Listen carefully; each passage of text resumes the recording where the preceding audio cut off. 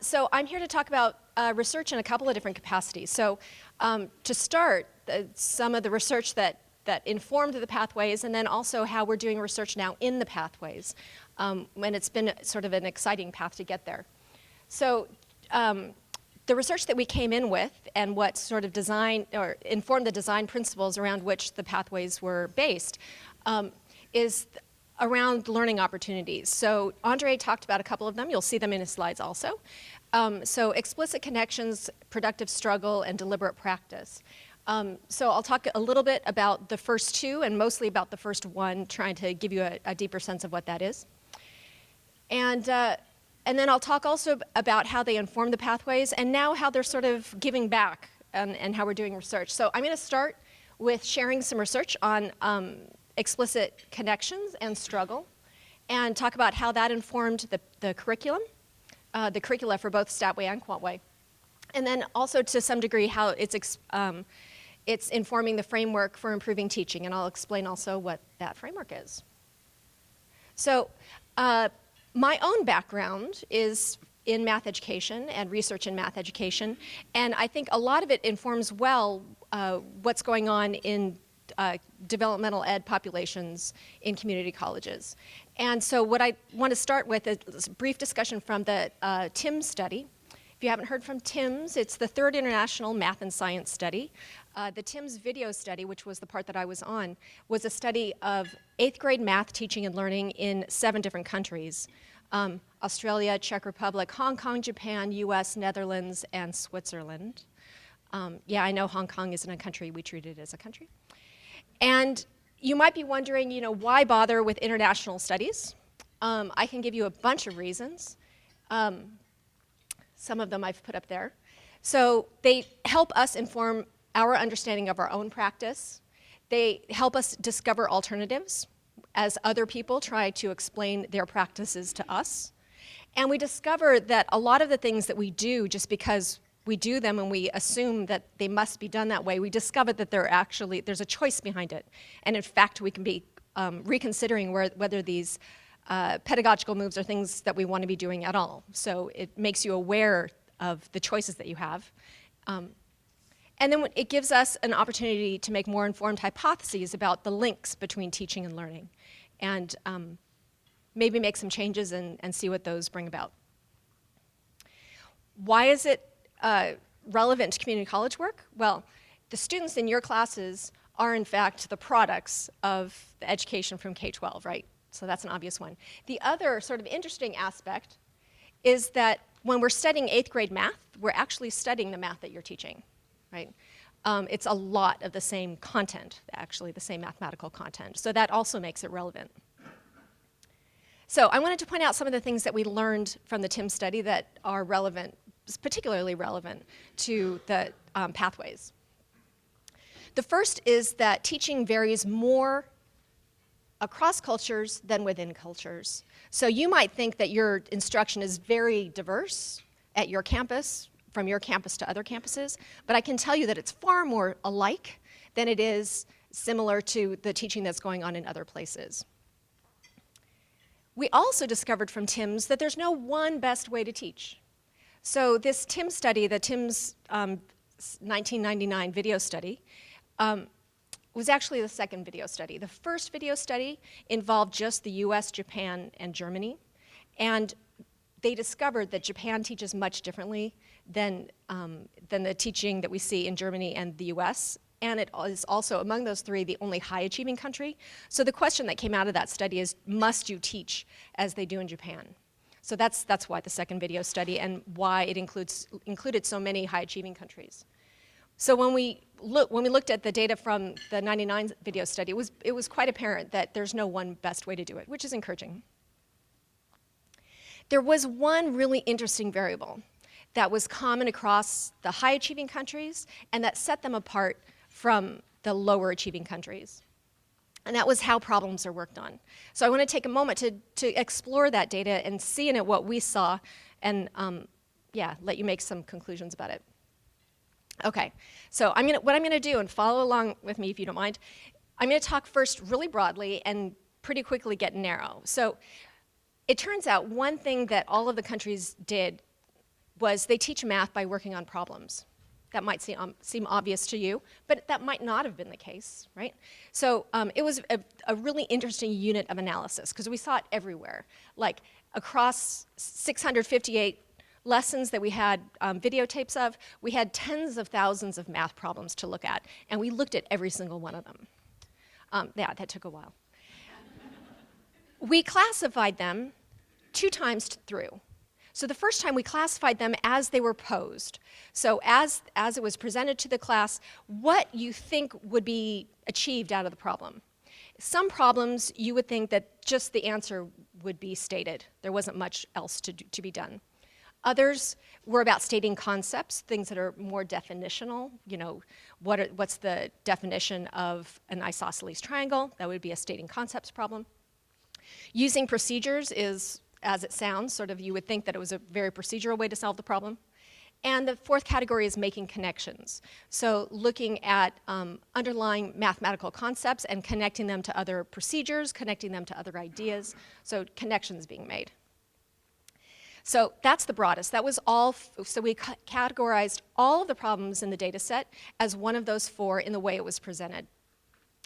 2 of them are particularly interesting. So I'm going to narrow it down now to just those 2. So using procedures and making connections. Turns out that that's what most of the problems were like anyway, so that actually captures a lot of our data.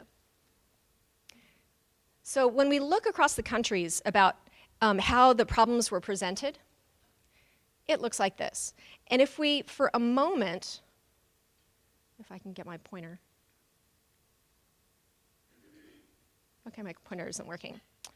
Okay, so if you in your mind cover up this, right? The countries look pretty much the same. So if we take Japan out of the data set, they look pretty similar. Most problems are posed as if they were going to be, someone was going to be using procedures to solve them. A much smaller percent offered an opportunity to make connections. So Japan sets itself apart in that way, right? Now I'm going to narrow it down one more. And now we're only going to look at those problems that were coded as when it was presented, it offered an opportunity to make connections, right? So that's the place where Japan stands out so much. And the other ones are relatively similar. Netherlands stands out a little bit from the others, but not terribly much. Okay, so we're all on the same page here? Okay, awesome. It's great talking to math people. Okay. We coded every problem again. We watched actually what happened in the classroom as the lesson was used in the classroom. And we coded it for, using those same categories again, how did it play out?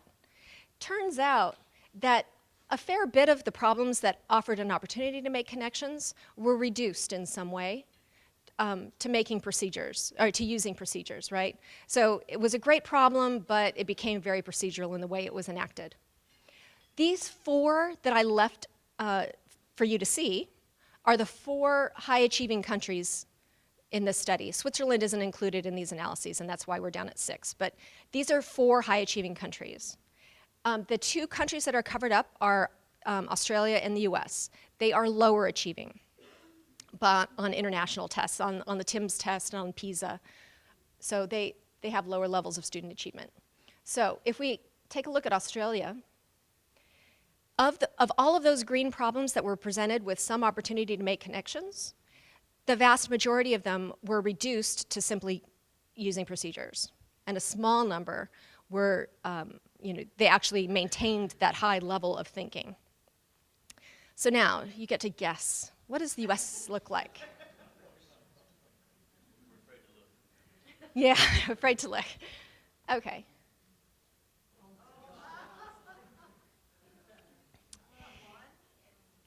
No, that actually says 0. This study was funded in large part by the U.S. Department of Education and specifically the Department of NCES, so the Center for Educational Statistics. So they would want me to tell you that that's not really 0. It simply rounds to 0. Okay, so disclaimer made, and I think the point is made too, though, right? So it's just not happening. It's not, these connections aren't being made in US classrooms, even when the problem affords it, right? That's a great loss. Okay, so how these problems look, I'm just going to say this, I put this up as a contrast. When I show you the US case, it's going to look really familiar. If you are teaching a US class on finding the area of a triangle, it might go like this. So here's the formula, right? Here's the formula for the area of a triangle. Watch, I'll show you how you use it. Plug in the numbers this way. Now, here's another triangle. Let's do it together, okay? Let's all plug in the numbers. Great. Now, the next 5 problems, I want you to find the area of these triangles given these figures, right? And now do some homework problems on them. All set. If you've taught K-12, you've heard of that as I do, we do, you do, right? That's even promoted, which I think makes me sad. So an alternative to that, what might be done in Japan, and actually what we've seen done in Japan, is the lesson is also about finding the area of a triangle. So here are a bunch of triangles. Figure it out. Right? So students do. They figure it out in a multitude of ways. They get it, right? And their thinking is not consistent from person to person, but it's pretty predictable. I mean, they've done this enough so that they know exactly what they're going to see, and the students find it, right? And then the students come up one by one, called up by the teacher, and share the way they did it. And then the teacher at the end draws it all together and says, this is why you're right. This is what your methods have in common, and this is how it works. And oh, yeah, right, this is the formula, right? So it sort of turns it on its head. So that's a little bit more of what we're after, and I'm going to loop back to this idea a little bit later when we talk about the framework for improving teaching, because in fact, this is the very thing that we're trying to get into Pathways classes. So some Tim's takeaways. We want students to make connections when they're working on math. Changing the curriculum isn't enough, right? The fact that we coded the problems twice, once in the way that they were presented and once in the way they were actually worked through, tells us that changing the curriculum isn't enough. The great problems are out there, but we need to talk about the way that they're being implemented. And we also know from Tim's that students are socialized into a maladaptive view of what it means, what math is, and what it means to do math, right? If you are doing procedures all day in math, wouldn't you come to think that math is procedures? Right? That seems only natural. So that's a maladaptive view of math. And by the way, when I said some of this is relevant to community college because of the students, it's actually relevant to community colleges also because of the pedagogical practice. What little research that we have on pedagogy in college classrooms suggests that it's very similar. The style is very similar to what we see in K-12, or at least from middle school and up.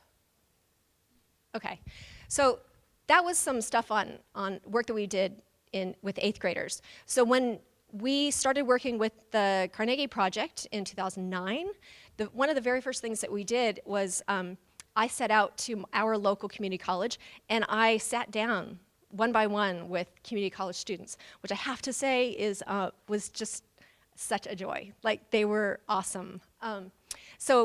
I interviewed 30 community college developmental math students. They were drawn equally from 3 different levels. So our local college has arithmetic, pre-algebra, and elementary algebra. So I spoke with 10 from each. And I spoke to them for a long time, an hour and 15 minutes each, which kudos to them because they were, this is not their favorite topic. We did pay them, so yeah, there was that, yeah. Okay, so one thing that we saw time and again is that there's this lack of disposition to think when students are doing math, right? They just don't think it's about thinking. So when I asked the question, we actually asked a lot of questions about math that I'll show you too, but we also asked not just questions about doing problems, but questions about math. What does it mean to be good at math? So 77% of students gave answers like these. Math is just all these steps. In math, sometimes you just have to accept that that's the way it is, and there's no reason behind it.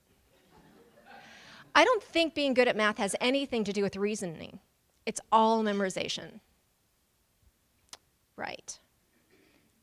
So in an effort to, so these these interviews were audio recorded, which was great, but there were times that I was sad not to have some video images. This summer, we went over to a local state university close to us and organized a group of students to talk some about math. And so this is part of, so I taught them how to divide fractions. And this is one of the interviews of, well, I'll let her speak for herself. This is a procedure that I had to do in order to get that answer. Can you explain why that procedure works?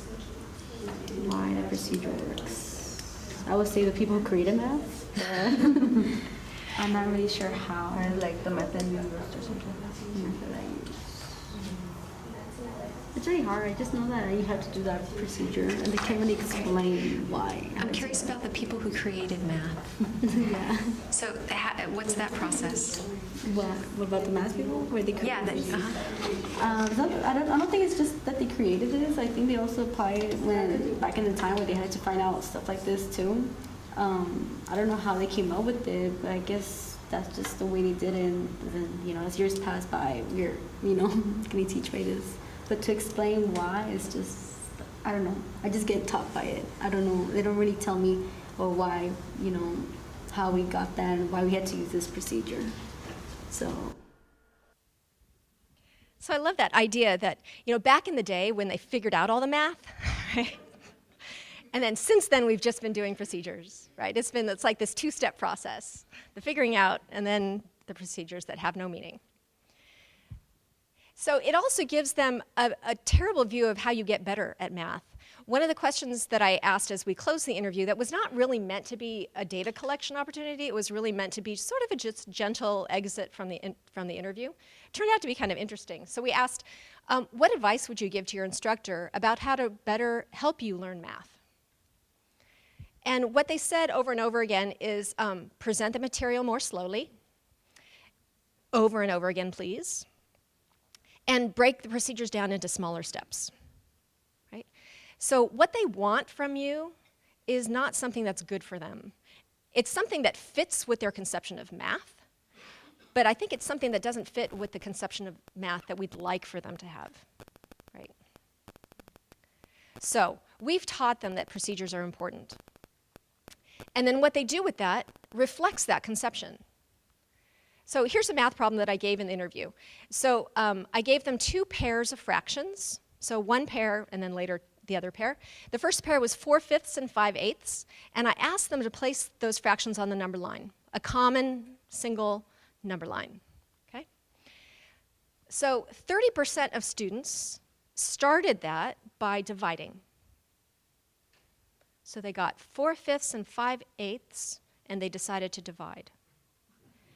Now, not altogether a bad idea. If you are, if it's a common number line and you have different denominators, might be nice to put that on a decimal scale. That's reasonable, right? That would be cool. No one did that. 2/3 of them instead used division to create a new fraction that was different from the one they started with. And no one cared. No one saw that as problematic. So if you're wondering how exactly that looks, well, if you get 4/5, it's hard to turn that into long division, and sometimes you divide 5 by 4 instead. A lot of times you divide 5 by 4 instead, apparently. And then you get 1 1/4, and you still don't know how to put that on the number line, so I got to do something else with it. So I'll change it back. I'll change it into a mixed an improper fraction. Cool, 5/4. Right? So they started with 4/5 and ended up with 5/4. And then they put that on the number line. And made you think, why did you go through the extra steps, right? If you could put a fraction on the number line at the end, why not just the first one? But there's this thing called compulsion to calculate, and we think that's what's at play here. So when students are given numbers, they throw operations at them. right? And hopefully they choose the right one. So here's another one. So we asked them to select the larger value, a over 5 or a over 8. And by the way, if you come into our office, we'll probably ask you this question too, because everyone who walks in gets this. So like for one student, what she decided to do, she substituted 1 for a, also totally reasonable, also very common, cool. But then, that she didn't know what to do with it then, so she thought, multiply, 1/40. And I asked if that helped her decide, and she said, yes, sort of. So, but it's this compulsion to calculate. Okay, here's another fun one. So I asked this question, and I asked this verbally. What would happen if you had a number and you added 1/3 to it? Would it be more than what you started with, less than what you started with, the same as what you started with, or can you not tell? Now, you'll be happy to know that 87% of students answered that correctly. That's great. I think that was the highest success rate of any question I had. Immediately after that question, but without implying any connection to it, and of course students don't think that two adjacent questions are any way related to each other, so that was fine. So I asked this, so I gave them this, right? You have a plus 1/3 equals x, and I asked this question. If you had a plus 1/3 equals x, is x more than a, less than a, the same as a, or can you not tell? 30% said it was not answerable. Well, because there are 2 unknowns and 1 equation. They got that part, right? So you can't know. 78% of the people who said you can't know had just given me the answer to the first question correctly. Right? So it's also this notion of, well, if you see letters, that throws people off right away. But it's also these students can think about it. If they think about it, if you don't give them any numbers, they can think about it. But somehow when you throw numbers into the equation, pun sort of intended, that they don't know what to do with it anymore. Here's another one that we were talking about this morning or at lunch, what happens with the 0 when you do 2-digit multiplication. We asked this question. Turns out to be a really hard question. Just to refresh your memory, it's a really kind of cool thing. When I was doing these interviews, my daughter was in 3rd grade and was doing 2-digit multiplication, so I kind of did this interview with her too. And at the time, she was doing multiplication like that. And so it was really obvious to her why the 0 was there, right? When we sort of shortened that algorithm, you sort of lose the y in it. So we think we're doing a favor by making it more efficient, but in the process of gaining efficiency, we lose meaning. And that's a real bummer when these students are approaching algebra and are using the FOIL method that they think they've never used before, when holy cow, they've been doing this since 3rd grade, right? But they don't see that connection at all because we've sort of taken away the opportunity for them to make that connection. So I'll let you hear what one student had to say about that.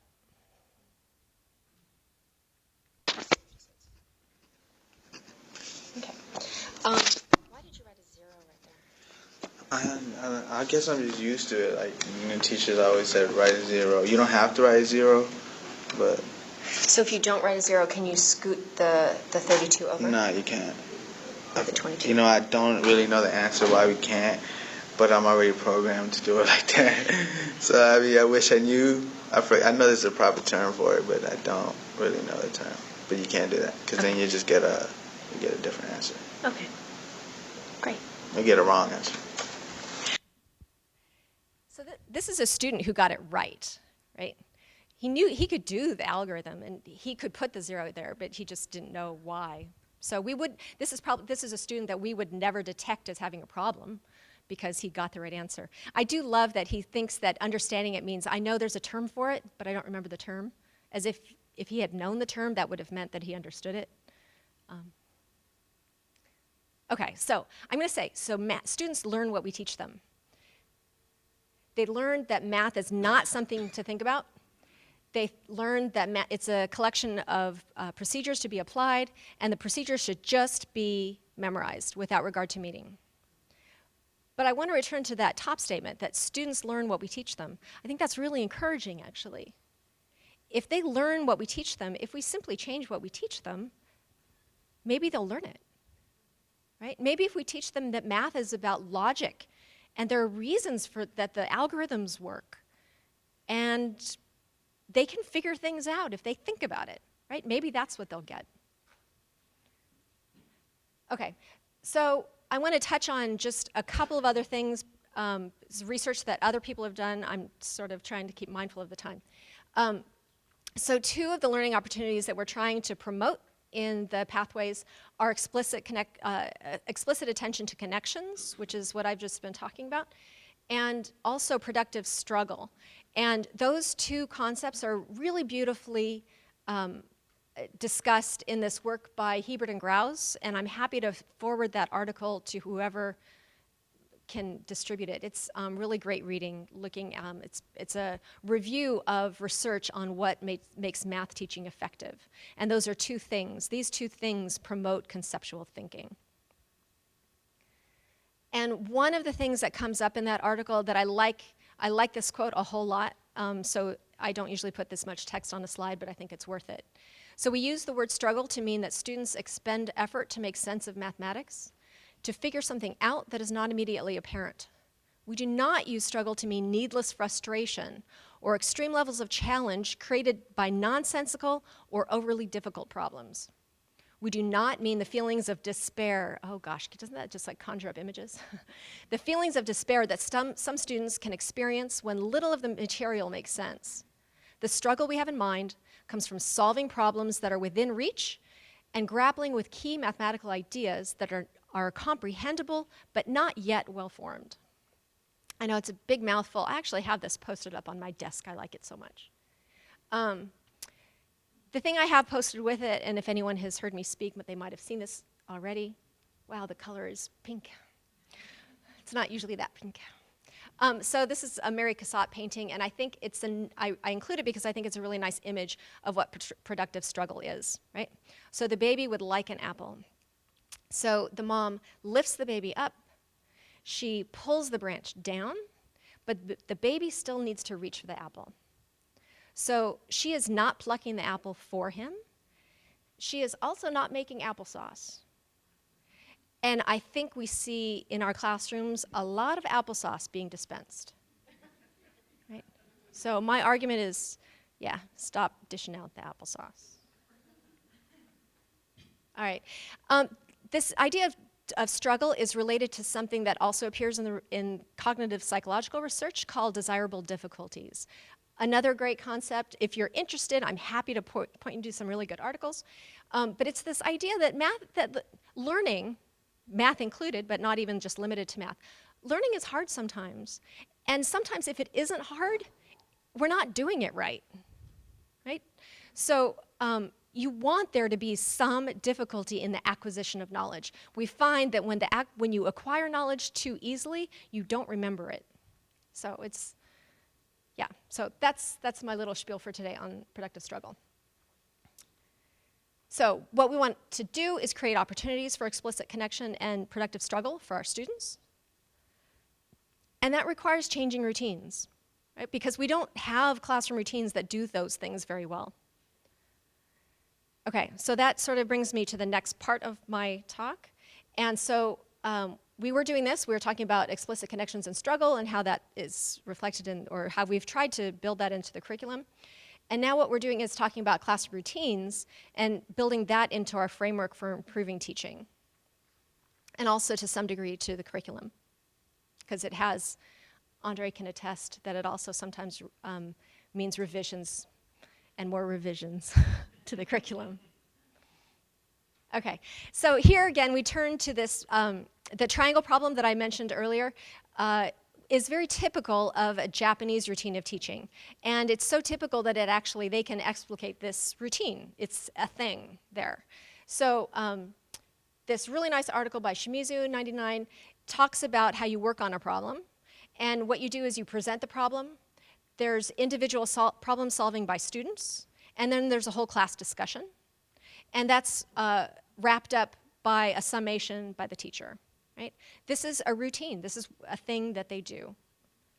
So we took that, put it into our own words a bit, and then really tried to focus. Our attempt here was to focus on how this would help us make connections and promote productive struggle. So that we wanted to make sure that the problem is cleanly launched, so students know what they're going to be doing. If you're setting them out free rein in the classroom, you want to make sure they know where to go.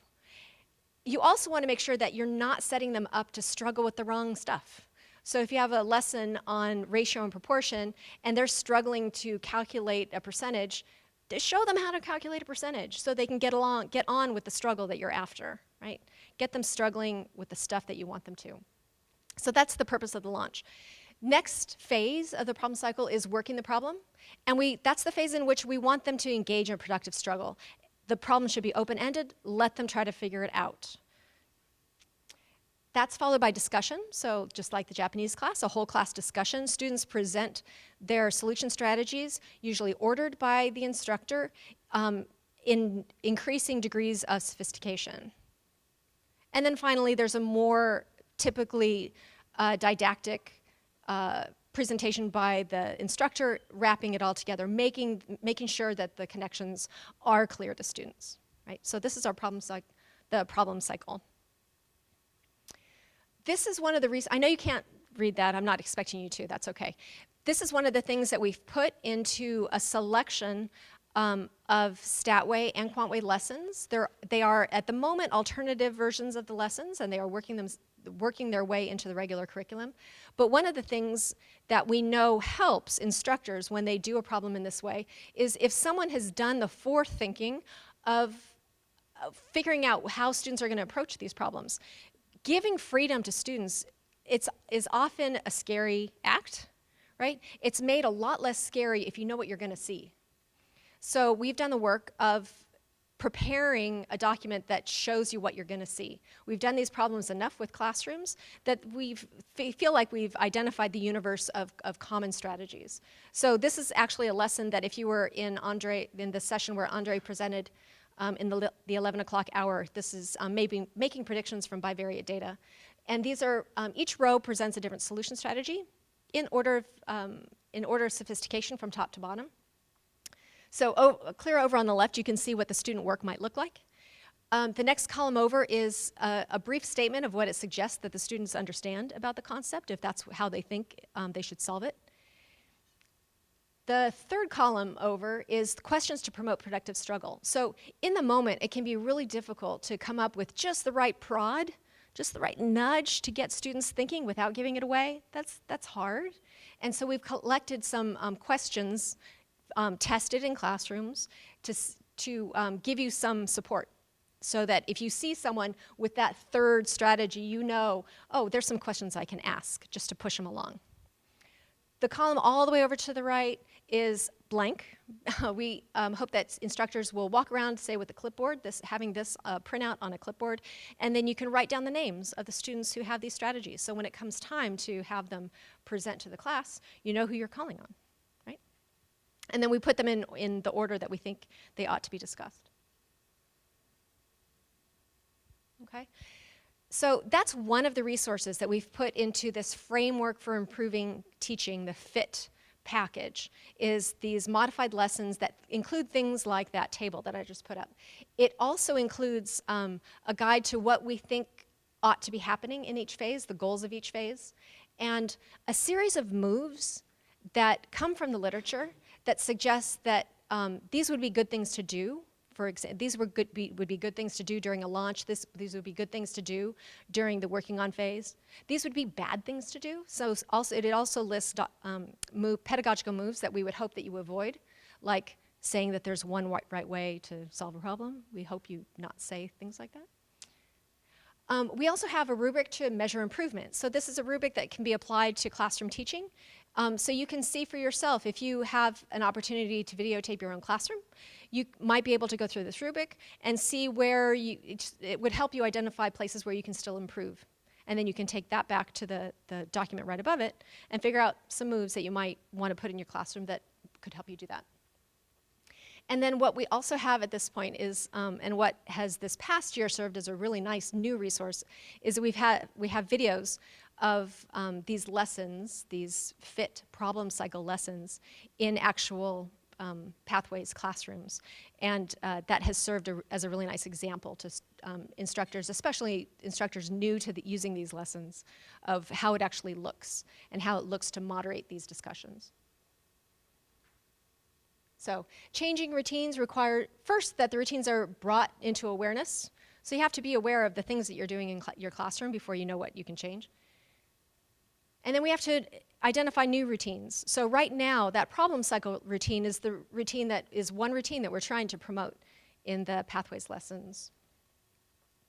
And then you have to make deliberate incremental changes. None of this stuff comes immediately. And I think, as Andre can attest, I think we all get better at this all the time. And we're never at our best the first time through. So that shouldn't be our expectation. So just to let you know what, sort of how I see how the research has been in the Pathways. In 2013-14, we started developing this FIT stuff. So we started really taking a close look at the teaching that's going on in the Pathways and how we might improve it. And we developed the framework for improving teaching materials. And then for the next 2 years, we started doing lesson studies. So we did lesson study on 3 Statway and 3 Quantway lessons with groups of faculty in the network.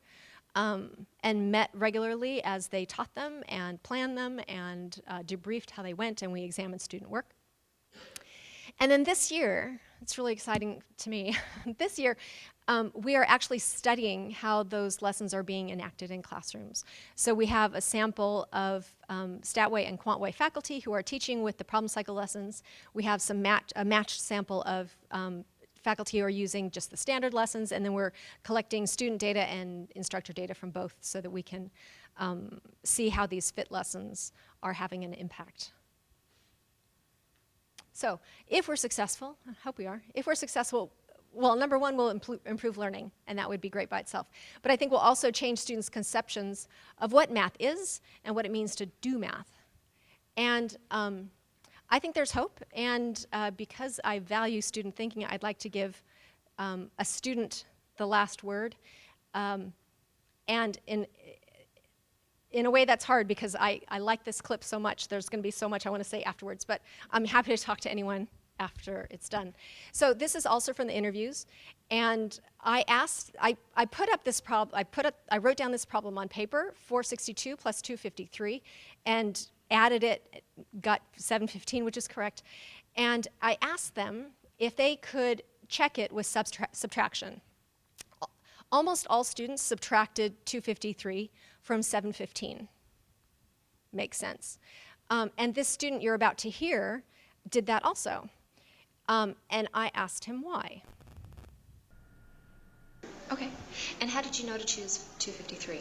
Subtract from 715. I had a feeling you were going to ask me that right when I pulled that in for some odd reason. And I know I'm not going to be able to answer why. I don't remember why, but I just know that when for some odd reason when checking, I don't know if it's always true that you pick the bottom one, because I was thinking, like, why did I pick the bottom one? How come I didn't pick the top one? Huh? What happened? Did you pick the top one? Well, you're welcome to see if you want. Let me see that. Hold on. I never thought about this until now. Wow, that's very interesting. I thought about that. Let me see. So you already get 3. It's going to become a 6. And 6 from 5 will get you 11. That'll get you 2. Oh, wow. So it doesn't even matter. Is that true? It doesn't matter which one you pick? Because 253 is in the original equation. So I guess you're right. I guess it doesn't matter which one you pick. I don't remember that. I just always remember picking the last one for some odd reason. This is really interesting that I learned this right now. But yeah, I guess all you have to do is get your solution and then subtract it from any of these numbers. Well, I don't want to say any because you could be left with a negative. I want to say you could be. I'm not too sure. But I feel like I'm safe going by the answer, subtracting from the bottom number, and your answer should match that one to make sure that it's correct. Okay. So yeah. Great. I'm going to ask my math teacher today. That's true. It's interesting that I just learned that.